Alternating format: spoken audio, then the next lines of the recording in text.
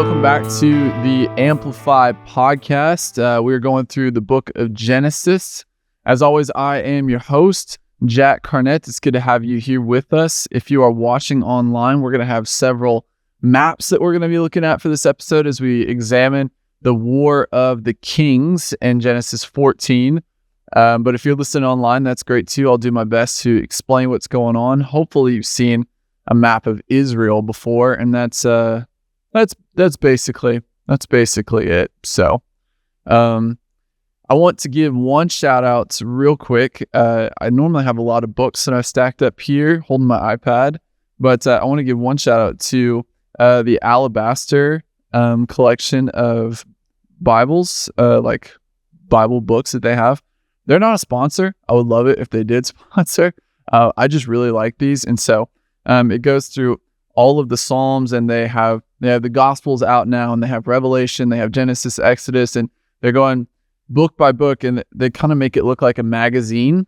And so if you're looking for maybe, I guess, a less traditional copy of the Bible, not like anything's been changed, you can have it in different translations if you'd like. But if you just want, I don't know, something like that, I highly recommend the Alabaster Bibles. They are great. And so I have probably 9 of them by now. I have a bunch of them, and they're awesome. And so I try not to look ahead at all the pictures.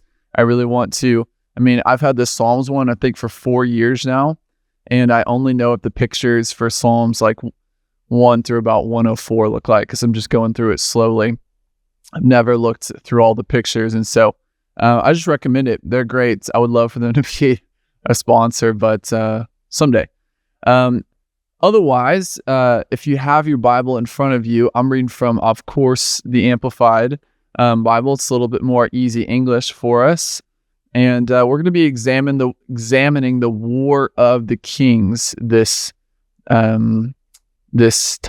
And so we're going to go through several names, and I'm going to give you the translations of those names as we're going along. And so I'll try to write quickly, but I want to write all of them down. There's 9 different kings, and then we'll talk about Abram and Melchizedek and what their names mean as well. So if you're jumping in with this and you haven't listened to the before ones, I highly recommend going back and listening to them, because each chapter builds, just like a normal story, each chapter builds on what came before. And so just before, we talked about Abraham and Abram and Lot at this point.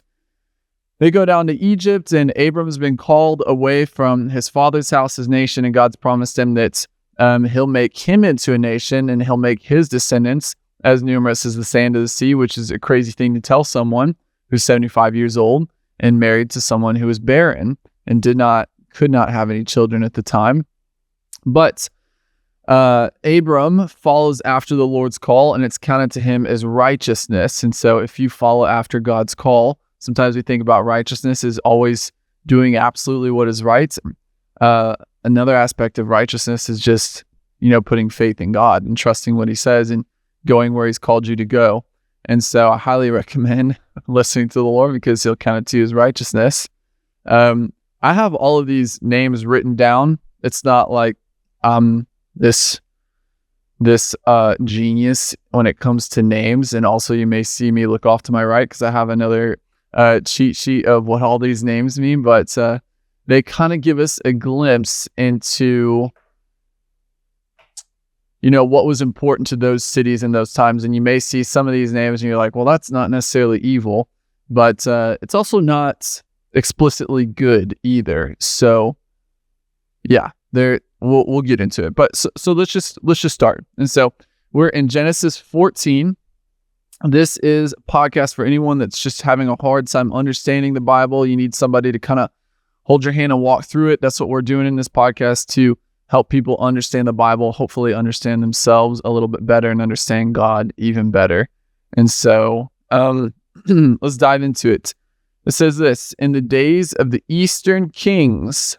So I'm just going to go ahead and pull up this map right now. It's just going to make it a ton easier. Make sure I got the right map here. So if you are listening, we basically have a map of Israel, and in the north, we have 4 kings, and it says this: in the days of the eastern kings, eastern, the kind of northeast, the kings Amraphel of Shinar, so he's the king of Shinar, Arioch of Elasar, Kedor Laomer of Elam, and Tidal of Goim. They invaded the Jordan Valley near the Dead Sea and made war. So you have 4 kings of the north, like the northeast up here, that are making war with 5 lesser southern kingdoms. And it says this: they invaded the Jordan Valley near the Dead Sea and made war with Bera, king of Sodom, Bersha, king of Gomorrah, Shinab, king of Admah, Shemeber, king of Zeboim, and the king of Bela, that is Zoar. So we don't have that 5th king's name, but we have the 2 names that were for the city at that time. So it's a battle of 4 northern kings up here, 4 northern kings versus 5 southern kings. And these 5 southern kings are on the eastern side of the Dead Sea. The Dead Sea doesn't exist yet at this point. It's like a fertile valley right now, which is why Lot wanted to go that direction, because it was a fertile valley at that point. And they're kind of south there as well. Whereas the 4 larger, richer kings are north of Bethsaida. They're north of Ramoth Gilead. They're, kind of basically like north of where modern Israel is, just a few miles north. And we have 4 kings up there. You may be asking, why did they go to war? And I'll tell you. It says this: all of these kings joined together as allies in the valley of Siddim, that is the Sea of Salt. And so these 4 kings come together. They join into one another to fight 4 kings against 5 kings. You see, these 5 kings, it's talking about them now, 12 years they had served Kedorlaomer, the most powerful king. So of the northern 4, the most powerful one was Kedorlaomer, who's the most powerful king of the invading confederacy. But in the 13th year, they rebelled. And so these 5 ones down here in the southern half had basically given tribute and kind of been in servitude of the greatest king in the north for 12 years. But in the 13th year, they said, forget this, we're not doing this anymore. And the northern kingdom said, yeah, you're not going to serve us anymore? All right, then we're going to wipe you out. So it says, in the 14th year, Kedorlaomer and the 3 kings who were with him attacked and subdued the Rephaim and Ashtaroth, Kenarim, and the Zuzim and Ham, and the Emim and Shaveth Kiriathaim. There's a lot of names there. So when we're looking at what these names mean, let's read verse 5 one more time. In the 14th year, King Kedorlaomer and the 3 kings who were with him attacked and subdued the Rephaim and Ashtaroth Karnaim, the Zuzim and Ham, the Emim and Shaveh Kiriathaim. Okay, we don't name people like that anymore. But basically these 5 southern kingdoms thought, you know what? We have mountains between us and them. And also we have these other people groups between us and them, the them being the 4 larger kingdoms in the north. So they felt safe in just saying, like, you know what, kind of screw you. Like, we're not going to pay you guys anything anymore. But it comes back to bite them, because these 4 kings, and let's go through their names real quick. So the 4 kings in the north, Aramphel of Shinar. Aramphel means one who speaks secrets, and Shinar means watch of him that sleeps. So those aren't necessarily evil outright, but they're not great either. So Arioch of Elasar. Arioch means tall. Elasar means revolting from God. So Elasar, he as a king was probably one of the giant Nephilim descendants. As we talked about in the previous episode, there was, or maybe 2 episodes ago, we see this pattern where, of course, we know from the garden that the seed of Eve and the seed of the serpent will constantly be at war. And the seed of Eve right now is in Abraham and his family. And the seed of the serpent is these angels that are coming down, and they're sleeping with human women, and their offspring are these giants. And so that's why we're going to see a lot of stuff about giants here in these next couple chapters. Arioch himself means tall, so it's likely that he was a giant king. I mean, that literally, like, he himself, tall in stature, was a giant. And he was king of the city that's literally called Revolting from God. And we name cities for specific purposes as well. I grew up in St. Louis. St. Louis, of course, is named after I think it was the king, King Louis. I'm totally embarrassing myself right now, but I think it's King Louis. Could be totally way off. I know Philadelphia means the city of brotherly love. How about that? That's a little better. Los Angeles means this of angels, the city of angels. And so we have names for stuff too, but and it a lot of times reflects our religious affiliation. And so a lot of the Americas was established by Catholics and Protestants, and so that's why we have those names. But these peoples are wicked, wicked people, and so it makes total sense that their name for their city literally means revolting from God. Number 3, Kedorlaomer of Elam. Kedorlaomer means roundness of sheaf. So a sheaf would have just been like a stalk of, like a pile of grain wrapped up together. That's kind of normal.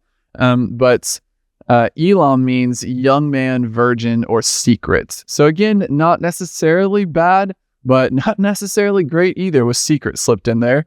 The last one, title of Goim. Title means to break the yoke and knowledge of elevation, while Gentile is kind of like the early word for Gentile or heathen, or the people who don't follow after God. So that's kind of telling us right out, these 4 kings in the north are bad dudes from bad kingdoms. These are not God's people.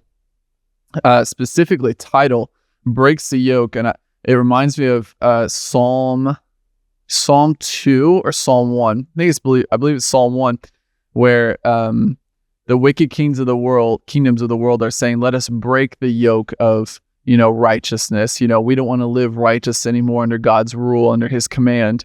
Let's break his yoke. And so I think that's what it's referencing very early on. And knowledge of elevation, I don't think that means that they were good mountain people. I think that probably meant they had knowledge of how to elevate themselves to a higher status.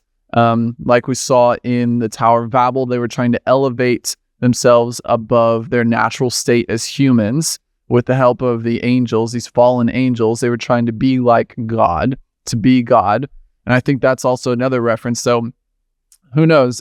Title of Goyim may have been the worst city of all, but suffice it to say, we have these 4 northern cities that are coming down, and they're going to move through these other tribes before they can ever even get to the 5 southern kingdoms. And so seriously, you could do a whole episode just on chapter 14 here. So if we're jumping back down to verse 5, it talks about they attacked and subdued the Rephaim in Ashtaroth Karnaim.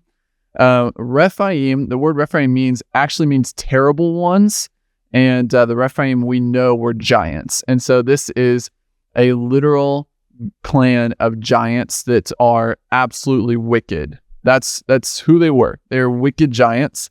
It comes from the word im, like the suffix im in Hebrew just means plural, and repha means terrible. So they're just plural terrible. They're bad all the way around. And their city, Ashtaroth Karnaim, Ashtaroth was actually the name of a demon. And so it could have been their demon father that was the father of, all these giants that were there. And Karnaim means radiating horns.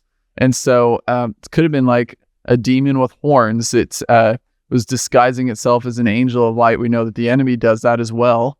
And so this is a bad group. So it's kind of like bad people fighting bad people. It's when, like, I remember I was watching Ocean's 11 when I was really young with my dad. And when you're a kid, you're always just wondering, okay, who's the good guy in the story? And I asked my dad, who's the good guy in the story? And my dad was like, well, none of them are really good guys. They're all kind of bad guys. And of course, George Clooney in that is nowhere near as wicked as these guys. But in this story as well, there's not really a good guy because Abraham's not being talked about at this moment. It says, Rephaim and Ashrath Karnim, they wipe them out. The Zuzim and Ham, Zuzim just means a tribe or a coin. And so that's kind of innocuous. And Ham, that just comes from, Noah's son Ham, who was the wicked son. So they were wicked people as well. And the Emim means giants, flat out means giants. So they were a giant clan as well. In Shaveh, Kiriathim. Shaveh means plain. Kiriathim means twin cities. So there's probably two cities come together, kind of like Minneapolis and St. Paul, but probably a lot smaller. But we have two, again, wicked cities that are here together. The Horites in their mountainous country of Seir. We're moving on to verse 6.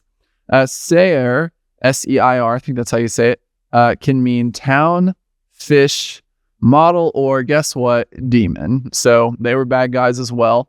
I think it's also where we get the word seer, S-E-E-R, like someone who uses like ESP or is using witchcraft to see things and know things that they're not supposed to. So obviously another allusion toward wickedness in this area. We have wicked kings wiping out wicked kings. It's kind of the enemy always turns on itself. As far as they go all the way down to as far as El Paran, which is on the border of the wilderness. So now you may be thinking, okay, some of these, Jack, are just innocuous names. We can't necessarily say that they're bad. Oh, that's true, but let's compare them to what a good city was actually named. El Paran, anytime you see E-L means God in Hebrew. Anytime you see it. So like Ezekiel has the end suffix El. Elijah has the prefix El. Elisha has the prefix El. This is El Paran, and El Paran just means to glorify God. So there's a whole wide gap between what these cities could be named to glorify God. So this could have been maybe some of Abraham's descendants or Terah's descendants are living here and they've established this city and they're still seeking after the Lord, but they're attacked as well on the border of the wilderness.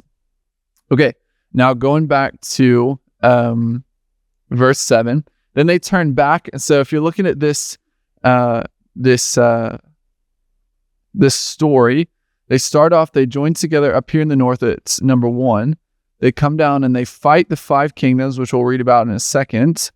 And they win. So spoiler alert. And they move all the way down into El Paran at the tip of the Red Sea, kind of the knife's point of the Red Sea. I guess it doesn't say if they, I guess it does. Attacked and subdued the Rephaim, and then goes on, as far as El Paran. Well, I guess it says as far as, so maybe they just got down to some of God's people down here, and God's people didn't put up with it, hopefully. And they turn north. Now they're they're getting closer to Egypt, and if they were to go straight north, they would run into Gaza. But it says, then they turned back and came to En Mishpat, that is Kadesh, and subdued all the country of the Amalekites. Amalekites were from Amalek, as you can imagine, and they were a wicked tribe as well. Also the Amorites, who were also wicked as well. Then the kings of Sodom, Gomorrah, Admah, Zeboim, and Bela, that is Zoar, came out, and they joined together for battle with the invading kings in the valley of Siddim. So what the Bible likes to do a lot, I believe, is it will kind of tell the broad strokes of the story, and then without giving like an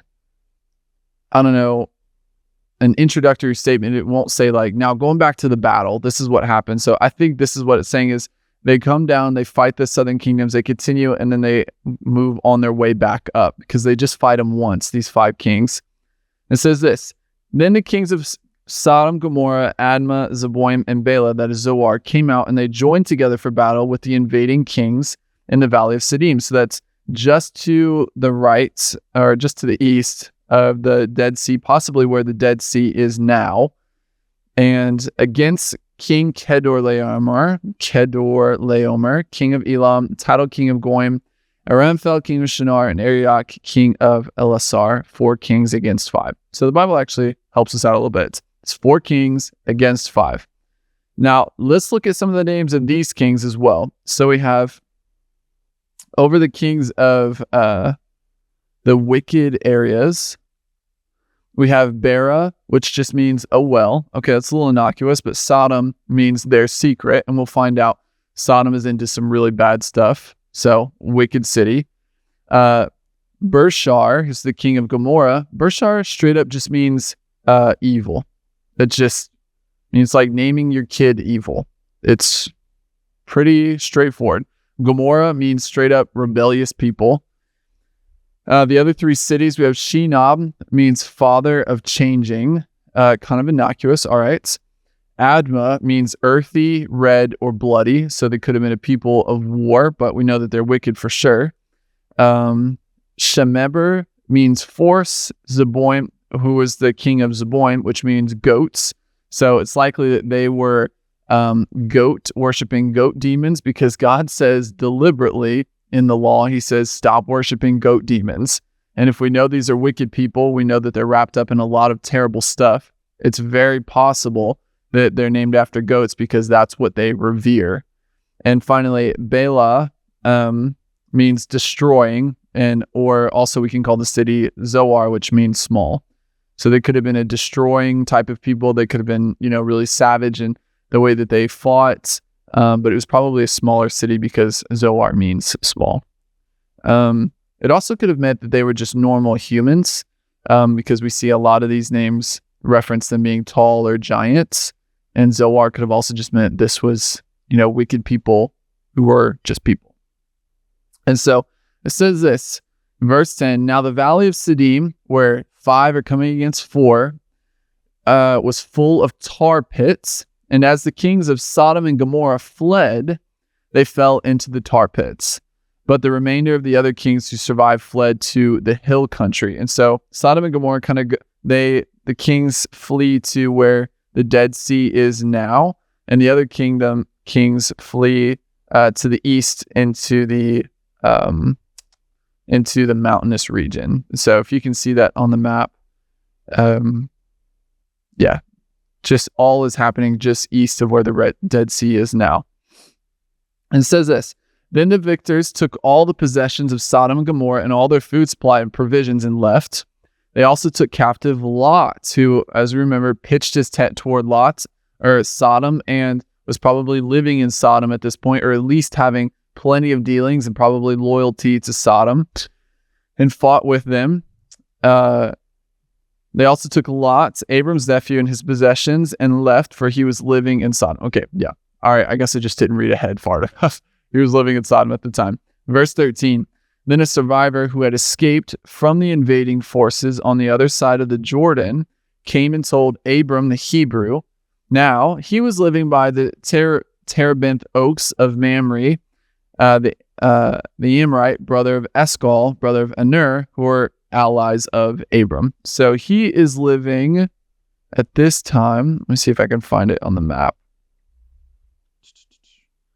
So he is living just to the west of the Dead Sea, near Jerusalem and Bethlehem, near the oaks of Mamre.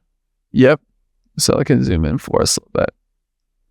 This is where he is living, to the left at number 5, if you're watching with us.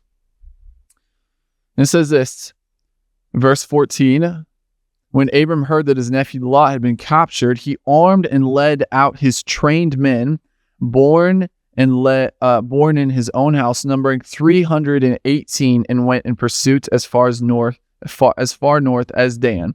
So by this time, the battle has already taken place. They've gone down to the south to El Paran, and these 4 wicked kings are heading back on the other side of the Dead Sea, moving up toward the top of where Israel would be today, toward Dan. And this is when Abram finds out that Lot has been taken captive with them. He gets all of his boys together, and they chase after them, and they cut them off at Dan up here in the north. Let me move this down a little bit. Dan up here in the north. So here's what happens. He divided his forces against them by night. He and his servants attacked and defeated them and pursued them as far as Hobah, which is north of Damascus. Again, another name, extremely old. Damascus still exists today. He also brought all the goods and brought back his nephew Lot and his possessions and all the women and the people. So this is crazy. You have 4 enormous kings, literally enormous kings, against one guy and his family. It literally says the men born in Abram's house. So this is his private guard, basically. They're able to not only catch up with 4 kingdoms carrying all this loot, but they're able to defeat these 4 kingdoms with God's help and basically set all the people free, the captives free. This is a huge theme that we're going to see throughout the Bible is God wants to set the captives free, regardless of how guilty they are for being captives. God wants to set them. God wants to set the captives free. God wants to bring righteousness to the earth. And so it says this, title of my next part after verse 16 says Abram and Melchizedek. Abram, funnily enough, means high father. And Melchizedek means king of justice. So you're thinking that you have some of these that are obviously wicked. Bershar means evil. We have some that are a little more innocuous. Kedor Laomer means just, a round sheep. But we also have ones that are expressly righteous. Melchizedek means king of justice. He's a good guy in the story. Then after Abram's return from the defeat and slaughter, as the Amplified says, of Kedorlaomer and the kings who were with him, the king of Sodom went out to meet him at the valley of Shavah, that is in the king's valley.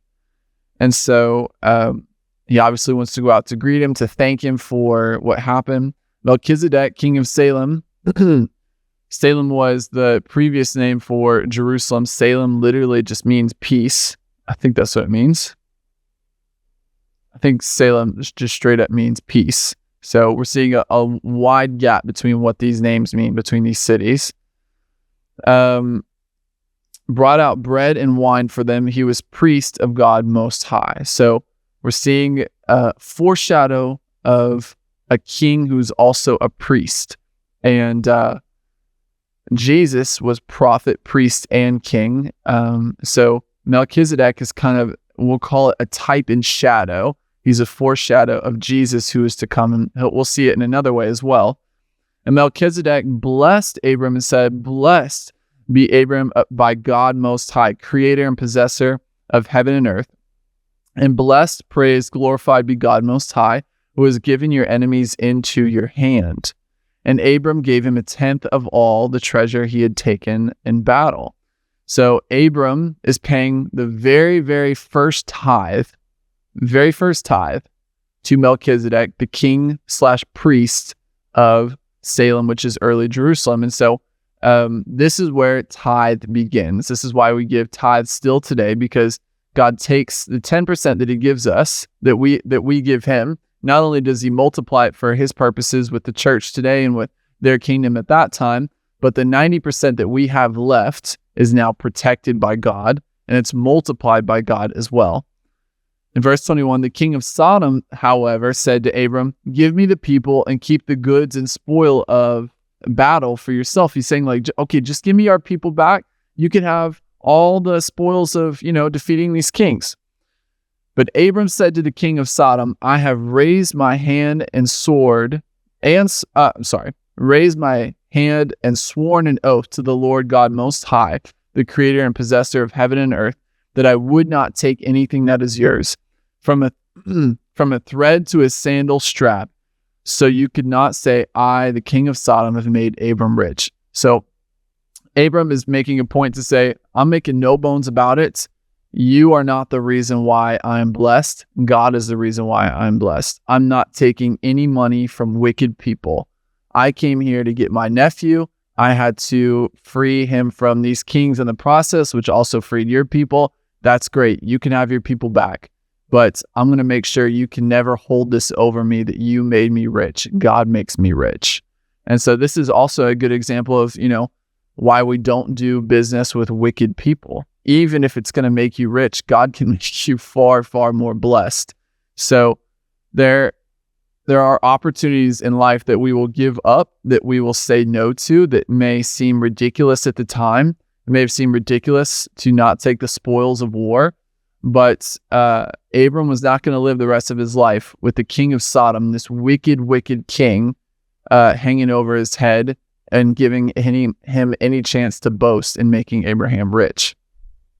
Again, I keep saying Abram and Abraham. It's the same guy. God's going to change his name from Abram to Abraham here soon.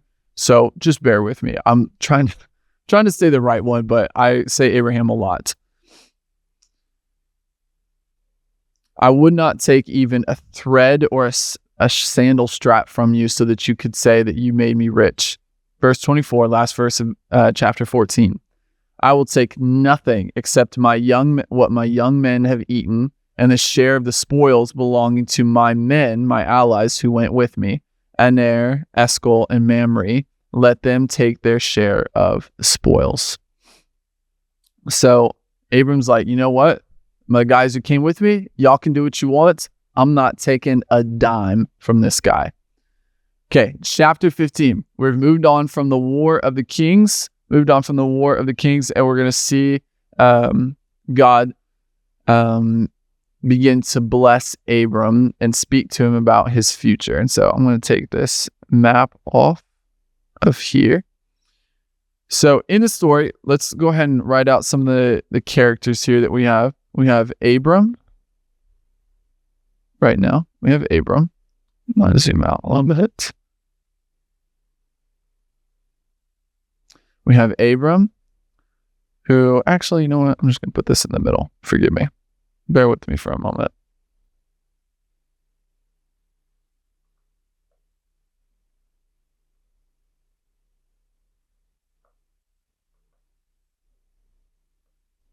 Okay. So we have Abram here in the middle. And Abram is married to Sarai. And of course, God's over it all, but I won't put him at the top. And we'll meet another character here in just a second. After these things, this is chapter 15, if you're following along. After these things, the word of the Lord came to Abram in a vision, saying, "Do not be afraid, Abram. I am your shield. Your reward for obedience shall be very great." Listen, if you could have men reward you or God reward you, trust me, you want God to reward you. Even if it means giving up a short-term blessing, like it could have been a short-term blessing to take all this money and spoils from the king of Sodom.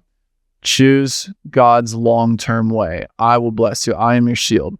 And Abram said, "Lord God, what reward will you give me since I am leaving this world childless?" He's saying, if anything you give me is just going to pass to some random person. I don't have any children. I don't have any heirs. Childless, who will be the owner and heir of my house? This servant Eliezer from Damascus. So he's saying the person who's most like a son to me is Eliezer, and he's just my servant from Damascus. Abram continued, "Since you have given me no child, a servant born in my house is going to be my heir." Then behold, the word of the Lord came to him, saying, "This man Eliezer will not be your heir, but he who shall come from your own body shall be your heir." So he's telling them, even you at your old age, you're going to have a child. Give me just a second. I need to take a drink.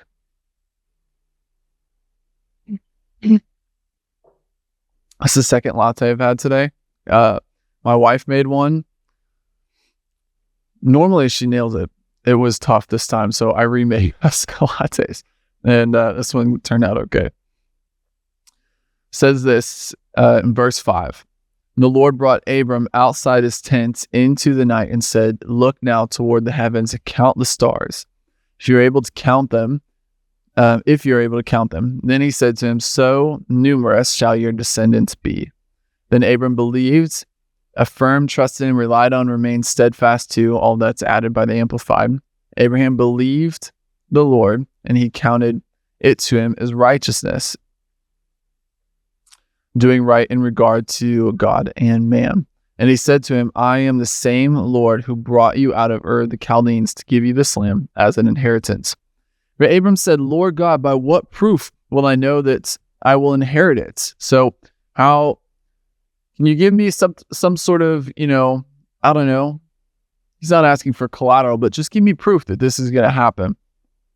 So God said to him, and this is where we're going to see, we talked about it previously, a covenant between God and man. And so I'll show you just for a second. We'll go back to our 3 different types of covenants here.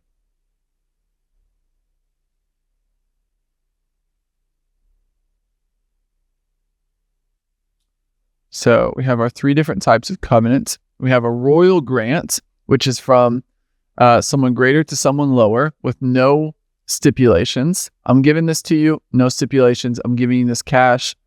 Don't worry about paying me back. Parity is more like a marriage. It's between 2 equals coming together and making a covenant. And a suzerain vassal is a long way of saying a covenant that's between someone greater, someone lesser, with stipulations. Now, this specific covenant that we're about to see is, I have it here in my Bible. This is a royal grant. A royal grant in chapter 15. Right. An unconditional divine promise to fulfill the grants of land. So God's saying, I'm going to give you this royal grant. I'm going to give you this land, no conditions. You've shown yourself to be righteous. I'm just giving it to you flat out. So God said, verse 9, bring me a 3-year-old heifer, a 3-year-old female goat, a 3-year-old ram, a turtle dove, and a young pigeon. Honestly, we don't do sacrifices like this anymore. We've moved to a prayer system, which is a lot cleaner, to be honest. And so I don't really know why they're 3-year-olds. I don't know why these specific animals. I know that these would have been clean animals, but other than that, I don't know. So Abram brought all these to him and cut them down the middle and laid each half opposite the other, but he did not cut the birds. The birds of prey swooped down on the carcasses, but Abram drove them away. One of my favorite sermons I ever listened to was about this exact passage, because this seems like a really, really weird passage to us. But this was the old way of making a contract back in the day. So you would take an animal and you would literally cut it in half, and you would put like the top half with the front 2 legs and the head on one side, and then a few feet away on the ground, you would put the bottom half, the legs, back legs, and the tail and the southern portion of the body down there. And what would happen, and what we'll see here, is that both parties who are entering into the covenant would walk between the 2 halves of this dead animal, as showing as basically whoever violates this covenant, whoever violates this contract, let this be done to them. This is the consequence. This is the punishment. To be killed, to be torn apart, to be cut in half, to be crucified. And so that's what we're seeing. God's making a covenant with Abram to do it. But while he's waiting on God to return, to go through with this, you've got birds of prey that are coming down. They're trying to bite at the carcasses, and Abram's literally having to shoo them away with the broom. And one of my favorite sermons, like I said, that I've heard about it was, God will give you promises, but they may not happen in your time. And so until then, you're going to have to beat away the birds of doubt, beat away the birds of, unrighteousness, and beat away the birds of, anything that's going to try to convince you that this isn't God's will. And so that's what he's trying to do. He's trying to defend the promise. Okay. So when the sun was setting, a deep sleep overcame Abram, and a horror a terror, shuddering fear, and nightmare of great darkness overcame him. God said to Abram, "Know for sure that your descendants will be strangers, living temporarily in a land of Egypt that is not theirs, where they will be enslaved and oppressed for 400 years." Now, I'm not sure why this took place.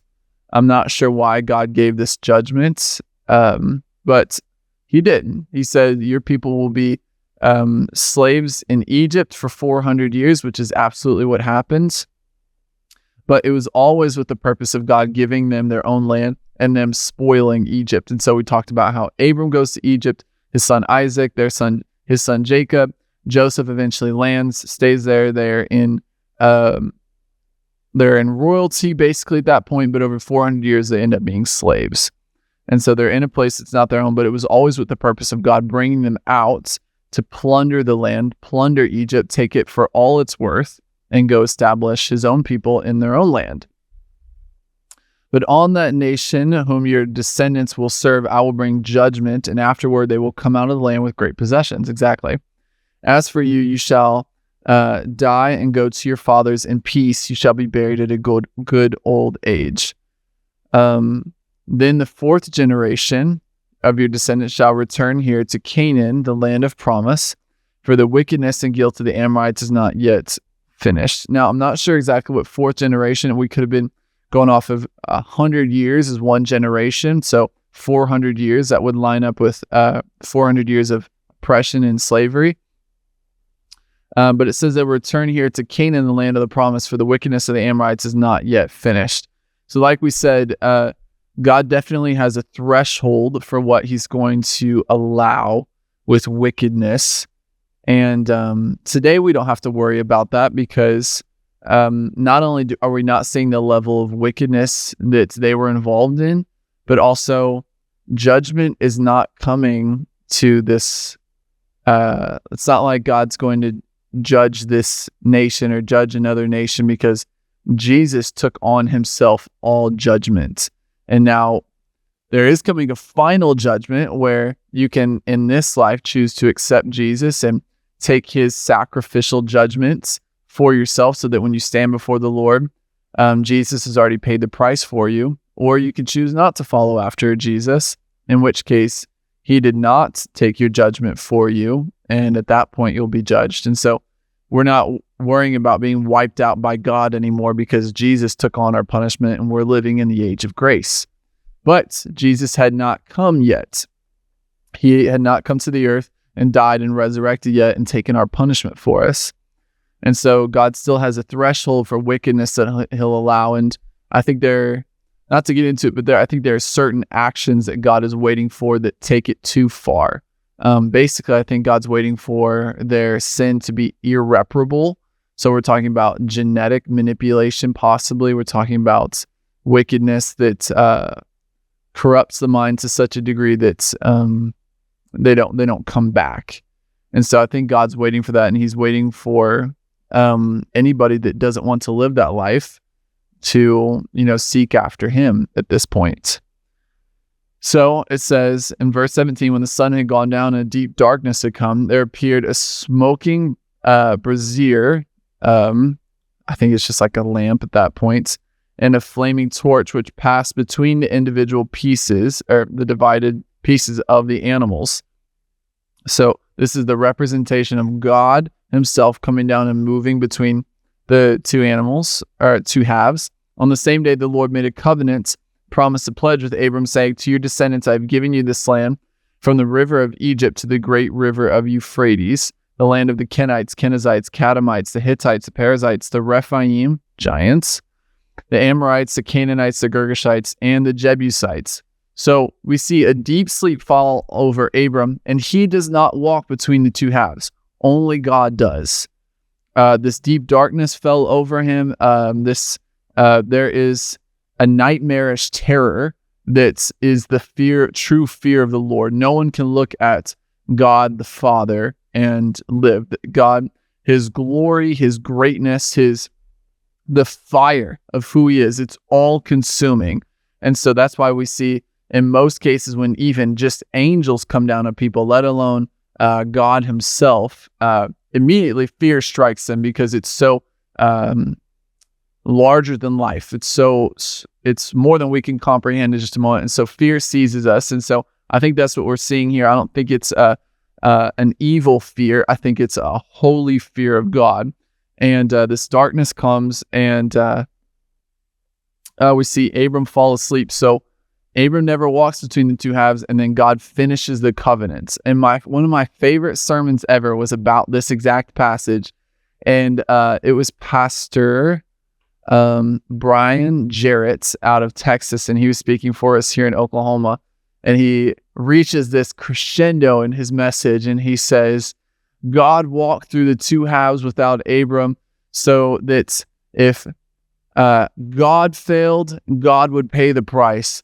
But if Abram failed, God would pay the price. And it was just this huge, like all these pastors in this room just like, yeah, just like screaming and yelling. It was like a huge moment. So, that God was making this covenant between us where regardless of who failed, God would pay the price. And that is the mercy of Jesus. That is the mercy of God himself. It's so amazing. And so normally both parties would walk through so that if God failed, God would pay the price. He would be, killed, divided in half, crucified. If Abram failed, then he would pay the price. That's the way a covenant works.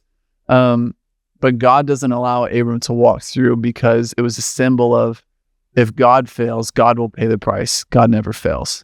But if Abram fails, which God knew he would, God would pay the price for him.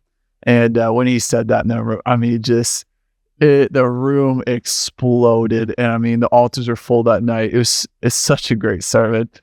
It just reached this crescendo of, if God failed, God would pay the price. But if Abram failed, God would pay the price. It was just electric in the room. So good. Presence of God is real and amazing. And so it's such a cool story, but we don't talk about it in church a lot of times because if you don't do the research, which is the whole purpose of this podcast, this is just a weird story that we don't understand. And so hopefully you understand the story better now. We've got to see how the 5 wicked kings turned against the 4 wicked kings, and they wiped out other wicked people in the process. And so you're always going to see in the Bible, the enemy turns on itself. And so after this, we're going to start jumping into the lineage of Sarai and of Abram. I thought we were going to get to it in this chapter, but I forgot about this section. And we're going to learn more about the lineage and how things move forward with God's people. But God has made a royal grant with his people, with Abram, which means there's no stipulations. I'm giving you this land. Period. And so that's how it works. And one of my favorite parts is always seeing giants. Giants they're just fascinating to me, and we get to see a lot of giants in these stories. And so giants are always bad. Period. They're always bad. You can just write them off. They are bad. And it's a good time. Please feel free at any time to ask questions, to leave comments. We're recording these first 10 episodes all at once, so we'll start answering questions hopefully with episode 11. We'll start diving into the first 22 chapters of questions. We may just have to do a full episode of just questions answered. But please feel free to leave any comments and ask any questions, whether that's on Spotify or on YouTube. And we're glad to have you with us. This is the Amplified Podcast. Of course, like you always have to say with Spotify and YouTube, please like and subscribe so that this channel will grow and so that more people can understand the Bible. We want everyone to understand the Bible so that we understand ourselves better, understand God better, and understand his word. And so it's all about redemption. God always wants to bring redemption. God always wants to bring restoration. And this is the story of God's people, this book here. And so it's been good to have you with us. We will see you next week for the Amplified Podcast. Goodbye, folks.